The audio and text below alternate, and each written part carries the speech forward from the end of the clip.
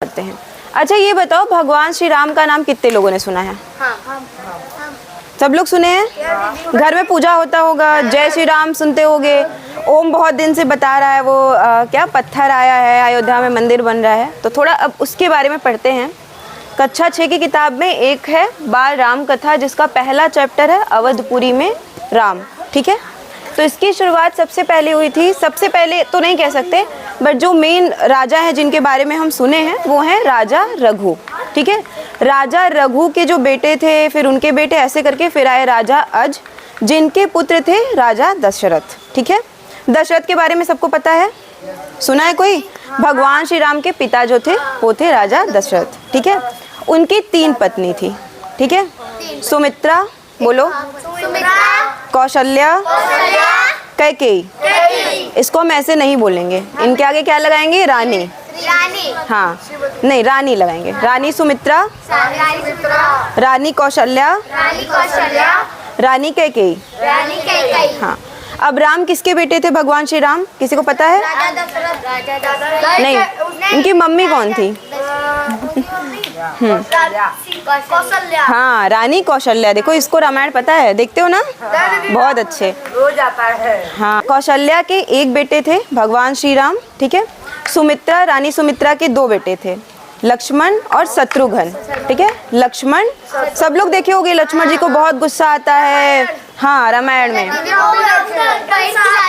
हाँ, सांप बन जाता है। हाँ, कहते हैं कि धरती को कोई, ऐसा माना जाता है कि धरती को, पूरे धरती को कोई सांप संभाला हुआ है, वो लक्ष्मण भगवान है। ठीक है, और एक है शत्रुघ्न। ठीक है, जो पुत्र थे। उसके बाद थी कैकेयी, रानी कैकेयी के बेटे थे भरत। ठीक है, अब देखिए कि 4 भाई थे, 2 लोगों की तो मम्मी सेम थी, शत्रुघ्न और लक्ष्मण की, लेकिन फिर भी हम सारे लोग हमेशा मंदिर में क्या देखते हैं?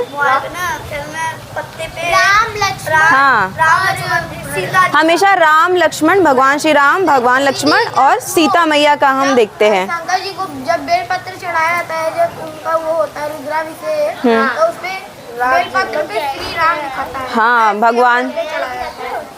भगवान श्री राम का कहते हैं कि एक पत्थर पे उन्होंने लिखा हुआ था राम, तो वो फिर डूबा नहीं पत्थर, आज तक वो पुल मौजूद है, अगर आप जाएंगे तो। राम श्री राम लिखेंगे और पानी डालेंगे, डूबे नहीं करेगा। दिल्ली में तो नहीं, उस समय वो कोई पत्थर था जिसकी पूजा हुई थी, तो ऐसा था। अभी भी होता है। हाँ दीदी, मेरी दादी ने वहाँ पर श्रीलंका होगा, तो वहाँ पे ऐसा मिलता होगा वो। नहीं दीदी, वो ना 2-3 बड़े लोग थे, भैया लोग, दादी लोग उठाकर पानी में फेंके, डूबने नहीं दिया। तो कुछ ऐसा वहाँ, देखिए कुछ चीज़ें क्या है, वो साइंस है ना, मैक्सिमम चीज़ें साइंस है, पर कुछ चीज़ें हैं जो बियॉन्ड ऑफ साइंस है। अगर नहीं होती तो फिर हम लोग मरना जीना भी कंट्रोल कर चुके होते अब तक, कि कोई मर रहा है हम उसको बचा लिए। तो कुछ चीज़ें उससे परे हैं, जहाँ पे हम भगवान या फिर अल्लाह या जो भी शब्द से आप उनको जानते हैं, हम उस शक्ति को मानते हैं जो हमारे एकदम सोच से परे हो जाए। क्योंकि कब सुबह होना है, कब शाम होना है, ये तो हम नहीं डिसाइड कर पाते ना, साइंस नहीं डिसाइड कर पाता। ये सारा कहीं ना कहीं एक बियॉन्ड में पावर चल रही है जिसको कंट्रोल कर रहा है। तो हम भगवान श्री राम को भी भगवान मानते हैं। और जो पूरी रामायण है वो हमें क्या सिखाता है पता है? ऐसा नहीं कि कोई कहानी है बस, आप अगर रामायण को ध्यान से पढ़ेंगे तो आपको समझ में आएगा। प्रत्युष और जागृति, क्या अभी पत्ते पे राम लिख के बहा के ट्राई करना है क्या? रख दो उसको, रख दो 2 मिनट के लिए। ठीक है, तो अगर आप लोग पूरी रामायण देखेंगे तो आपको समझ में आएगा कि उसमें आपको मतलब लाइफ में जो जो आपके स्टेप पड़ते हैं उसको कैसे हैंडल करना है वो दिखाता है। ठीक है, तो अभी ये हमारा जो पहला चैप्टर है उस पर वो करते हैं कॉन्सेंट्रेट, अवधपुरी में राम। तो इसके बाद इतना आप लोग को बता दिए कि उनकी 3 पत्नी थी, किसके कौन बेटे थे? कौशल्या के बेटे थे भगवान श्री राम। ठीक है, सुमित्रा के, रानी सुमित्रा के बेटे थे शत्रुघ्न और लक्ष्मण, और कैकेयी के बेटे थे भरत। ठीक है, तो जब वो लोग बड़े हुए थोड़ा सा, तो उन लोगों को पढ़ने, पहले कैसे पढ़ाई होती थी आप लोग को पता है? गुरुकुल में। हाँ, गुरुकुल में भेजते थे, वहाँ पे उन लोगों को धनुष बाण चलाना, वेद, आप लोग को अगर पता होगा तो वेद पूरा साइंटिफिक है। हाँ, अगर आप वेद वगैरह पढ़ोगे तो उसमें बहुत सारी ऐसी चीज़ें हैं कि जो अब, हाँ, जो अब वो पुराण, वेद 4 होते बेटा, वो वेद नहीं है, ऋग्वेद, यजुर्वेद, सामवेद, अथर्ववेद। ठीक है, पुराण अलग है, वेद अलग है, रामायण अलग है, गीता अलग है, भगवत गीता। ठीक है, तो वेद तो 4 होते हैं, वो अलग केस हो गया। ठीक है, अब देखिए, जो जब चारों भाई बड़े हुए, इसमें सबसे अच्छी चीज़ जो मुझे लगती है पूरे रामायण में, आप ये नोटिस करिए, जो भगवान श्री राम थे वो तो कौशल्या, रानी कौशल्या के बेटे थे। लक्ष्मण जो थे वो सुमित्रा के बेटे थे, रानी सुमित्रा के। लेकिन फिर भी लक्ष्मण में और भगवान श्री राम में इतना ज़्यादा प्रेम था कि वो दोनों का वो भाईचारा आज तक इतना फेमस है कि हर मंदिर में हम जहाँ भी देखते हैं भगवान श्री राम के बगल में भगवान लक्ष्मण होते हैं। और ये चीज़ देखिए बचपन से शुरू था। जब वो लोग छोटे थे तो एक बार क्या होता है कि राजा दशरथ के महल में एक गुरु रहते हैं, गुरु वशिष्ठ, ठीक है। तो उनसे वो हमेशा सलाह मशवरा करते रहते हैं। एक बार जब शुरू में ऐसा हुआ था कि उनके कोई बच्चे नहीं थे, जब भगवान श्री राम नहीं पैदा हुए थे, तो वो उनसे पूछते हैं कि हमारे तो बच्चे नहीं हो रहे, हम क्या करें। तो उनको वो एक यज्ञ बताते हैं जिसका नाम था पुत्रेष्टि यज्ञ। तो वो उनको बहुत मानते हैं, उनकी हर बात मानते हैं। तो एक बार महल में राजा दशरथ बैठे होते हैं, गुरु वशिष्ठ बैठे होते हैं, तभी विश्वामित्र, गुरु विश्वामित्र बहुत बहुत बड़े महर्षि थे। आज के डेट में तो हम लोग उतना नहीं बाबा को रिस्पेक्ट करते क्योंकि हर कोई उस लेवल का है भी नहीं। पर मेरी दादी भी ऐसा बताती हैं कि उनके टाइम में ऐसा था कि अगर कोई ऋषि मुनि आ गए घर के सामने तो लोग उनका पैर धूल के घर में छिड़कते थे, उनको घर में बैठाते थे। हाँ, घर में बैठाते थे उनकी, और वो जो बोल देते थे वो हो जाता था। वो बता देते कि इंसान इतने दिन में मरेगा तो वो मरेगा, वो बता दिए कि ऐसा होगा तो होगा। मतलब इतना वो सिद्ध प्राप्त कर लेते थे, सिद्धियाँ हो जाती थी उनको। तो ऐसा ही कुछ था उस समय भी। तो विश्वामित्र की बात सब, वो बहुत बड़े गुरु थे, गुरु विश्वामित्र। वो पहले शायद राजा थे और फिर उन्होंने वो राजपाट छोड़ के फिर वो गुरु बन गए थे। तो वो जब आते हैं महल में तो पूरे हड़कंप मच जाती है कि गुरु विश्वामित्र महल में क्यों आए हुए हैं। दशरथ भी थोड़ा घबरा, वैसे तो वो बहुत बड़े राजा थे, पूरे अवध के राजा, अयोध्या को पहले अवध कहते थे। कोसल एक राज्य था जो कि 16 महाजनपद में से एक था, उसकी राजधानी थी अवध। और वहीं के वो राजा इतने बड़े राज्य के राजा होके वो भी डर गए कि गुरु विश्वामित्र क्यों आए हैं। तो वो आए, उनको कोई यज्ञ कराना था। तो वो बोलते हैं कि मुझे एक यज्ञ कराना था, लेकिन 2 राक्षस है जो उस यज्ञ में विघ्न डाल रहे हैं, और मुझे पता है कि उस राक्षस को सिर्फ एक व्यक्ति मार सकता है, वो है भगवान श्री राम।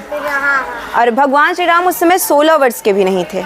राजा दशरथ एकदम डर गए कि अब क्या होगा, हम अपने इतने छोटे बेटे को कैसे भेज दे राक्षसों से लड़ने के लिए। तो 2 बार तो पहले गुरु बहुत गुस्सा हो जाते थे, तुरंत महर्षि जो श्राप दे देते थे। लक्ष्मण, वो तो गुरु नहीं थे, लेकिन जो लोग गुस्सा होते थे वो श्राप दे देते थे। तो वो गुस्से में तो थे, लेकिन वो अपने आप को कंट्रोल किए हुए थे कि उनका जो यज्ञ था उसके हिसाब से उन्हें गुस्सा नहीं करना था। तो विश्वामित्र खड़े थे, फिर वो राजा जो थे एकदम परेशान, फिर वो मना कर रहे कि नहीं हम राम को नहीं भेज पाएंगे, राम तो अभी 16 वर्ष के भी नहीं हुए हैं। तो फिर वो क्या बोलते हैं, जो विश्वामित्र होते हैं, आप लोग एक दोहा सुने होंगे, रघुकुल रीत सदा चली आई, प्राण जाए पर वचन न जाई। ठीक है, तो इसका मतलब क्या है, ये जो राजा रघु हैं, अज से ऊपर जो थे राजा रघु, तो हाँ ये वंश कहते हैं ना। हाँ, कि तो जो राजा रघु हैं इनके वंश में एक बात हमेशा होती थी कि प्राण चला जाए पर वचन न जाए। वचन का मतलब क्या, अगर हम किसी को बोल दिए कि हम तुमको अपना इतना सामान देंगे, अब चाहे जो हो जाए, हम क्योंकि हम बोले हैं तो हम अपने बात पे एकदम अडिग रहेंगे, हम हटेंगे नहीं उससे। तो उस समय कुछ ऐसा ही था कि इनके वंश में वो चला आ रहा था कि ना राजा रघु अपने बात से कभी हटे, ना राजा आज, तो यही बात कोई नहीं हटता। तो विश्वामित्र ये चीज़ बोले उनको कि आप लोग तो मतलब इस चीज़ को जागृति क्यों बेटा, ये भी अपने वचन से नहीं हटती है, इसको डिस्टर्ब करना है क्लास तो करेगी। चलिए, तो उसके बाद वो क्या करते हैं कि बोलते हैं कि आप लोग तो, विश्वामित्र कहते हैं राजा दशरथ से, यश उस समय बहुत सारे बंदर थे, उसमें से एक तुम भी थे क्या, अब इधर ध्यान दो। हाँ, ये जो लंगूर है हम लोग के सेना में बंदर है। हाँ, हम लोग के पूर्वज थे वो, बहुत पहले। नहीं ऐसा कुछ नहीं, वो सब थोड़ा कहने की बातें हैं, ह्यूमन इवोल्यूशन होता है, ये हम आप लोग को पढ़ाएंगे, अभी आप लोग इस पे कंसंट्रेट करिए। तो वो बोलते हैं विश्वामित्र कि आप लोग तो इस चीज़ को फॉलो करते हैं कि प्राण जाए पर वचन न जाए, और अभी आप बताइए ऐसे कर रहे हैं। तो राजा दशरथ घबरा जाते हैं। तब गुरु वशिष्ठ उठते हैं और वो कहते हैं कि ऐसा करिए, आप राम को जाने दीजिए, विश्वामित्र बहुत बड़े गुरु हैं, वो कुछ ना कुछ उनको सिखाएंगे। तो उसी समय राजा दशरथ कहते हैं कि मेरा एक जो है इसमें एक हम भी चीज़ चाहते हैं कि अगर भगवान श्री राम जाएँ तो उनके साथ भगवान लक्ष्मण भी जाएँ। और सोचिए, लक्ष्मण ऐसे भाई थे कि वो भगवान श्री राम के साथ 14 वर्ष वन में भी चले गए, जब उनको राक्षसों से लड़ने के लिए विश्वामित्र लेके गए, हाँ तब भी चले गए। तो सोचिए वो, हाँ वो तो हनुमान जी लेने गए थे। तो सोचिए वो कितने अच्छे भाई थे कि वो अपनी वाइफ को छोड़ के, उर्मिला जो उनकी पत्नी थी, उनको छोड़ के वो 14 साल पूरा वन में अपने भाई के लिए बिताए। फल खाकर जिए थे। हाँ, तो कितनी बड़ी चीज़ है। आज के टाइम में कोई है ऐसा? सब लड़ते झगड़ते आपस में। फल खाकर जी सकता है? अब कोई अपने भाई के लिए सब कुछ छोड़ के जा सकता है? पानी पिए। हाँ, तो सोचिए फिर जब ये चीज़ रानी कौशल्या को पता चली, सब थोड़े दुखी हो गए। पूरे राज्य में तो वो ढोल नगाड़े बज रहे हैं कि गुरु लेने आए हैं, लेकिन घर वाले तो दुखी हो गए थे कि अब राक्षस से लड़ने जा रहे हैं, क्या होगा। पर वो तो भगवान थे, तो कुछ नहीं होता, सबको पता है। तो ये हमारा ओवरऑल ये पहला पूरा चैप्टर है। अभी हम इसको और आगे पढ़ेंगे। इसमें कुछ चीज़ें जो मुझे रामायण बहुत अच्छी लगती है वो एक आप लोग को हम बताते हैं। आप लोग शायद सुने होंगे कि जब भगवान श्री राम जा रहे थे वन, मतलब उनका एक दिन पहले ये हुआ कि कल भगवान श्री राम का राज्याभिषेक होगा, वो राजा बनेंगे। तभी जो राजा दशरथ की पत्नी थी तीसरी कैकेयी, वो उनको बुलाती हैं और वो उनसे बहुत पहले एक वचन ली रहती हैं कि हम जब आपसे जो मांगेंगे आप देंगे। तो वो कहती हैं कि ऐसा करिए कि कल भगवान श्री राम को आप वन में भेज दीजिए और मेरे बेटे भरत को आप यहाँ का राज्य दे दीजिए। सोचिए अगर आपके साथ ऐसा हो कि आज रात को आपको ये बोला जाए कि कल सुबह ये पूरे शहर के आप राजा बन जाएंगे, और सुबह होते ही आपको बोला जाए कि अभी आपको 14 साल जंगल में भटकना है, ना आपको घर मिलेगा और आप पूरी मतलब ऐशो आराम की ज़िंदगी जियो, और आपको बोला जाए ना आपको खाना मिलेगा ना आपको घर मिलेगा, और अपनी पत्नी को लो और निकल जाओ यहाँ से। तो हम लोग अगर रहेंगे तो क्या होगा, एकदम घबरा जाएंगे। छोटी छोटी चीज़ में घबरा जाते हैं, पर कितनी बड़ी कि आपकी पूरी ज़िंदगी आप एकदम से पलट देंगे। सुबह आप रात में पूरा सपना देखे वाह आप तो राजा बनेंगे, सब ऐसे ऐसे होगा, और सुबह जाओ जंगल में, अब खाने को भी नहीं मिलेगा। लेकिन ये सोचिए कि उस सिचुएशन में भगवान श्री राम कितने अच्छे से शांति से सारी अपने मम्मी पापा की बात मानते हैं। इतनी बड़ी बात भी आजकल के बच्चे बोल दो मोबाइल नहीं चलाएंगे तो नहीं मानते ना। तो मम्मी कहती रहेंगे अरे मम्मी आपको नहीं पता, पापा आपको नहीं पता।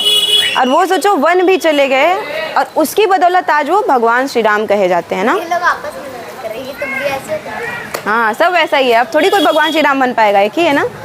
तो यही है कि कितनी, हाँ, एक से बड़ी कोई एकता नहीं है, एकता नहीं है और सब बहुत घबराते हैं हर चीज़ से। इसको बंद करते हैं, मुझे लग रहा है 10-15 मिनट की वीडियो तो बन ही गई है।